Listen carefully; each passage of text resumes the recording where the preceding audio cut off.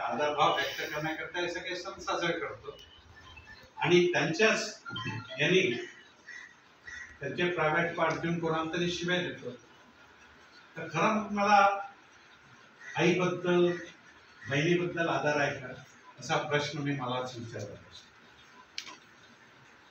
मी लोकांना म्हणतो की तुम्हाला जर आई बहिणींवरनं शिवाय दिलेल्या चालत नाही तर दुसऱ्याला कशा चालू शकतो.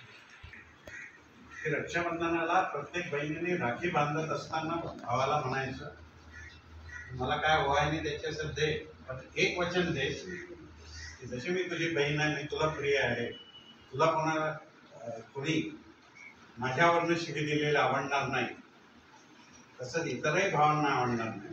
तर तू मला हे वचन दे की मी कोणत्याही व्यक्तीला आया बहिणींवरनं शिवाय देणार. विनंती करायची की येणाऱ्या भाऊबीजेच्या वेळेला तुम्ही हा मेसेज प्रोपोगेट करा की भावाला ओवाळणीमध्ये एक वचन मागा. आणि याची सुरुवात काही गोष्टींची आपल्यापासून करावी. Charity begins at home. कारण अगोदर जेव्हा ही कल्पना त्यावेळेला लोकांना थोडं हे होतं की कसं याला हे होणार ते होणार.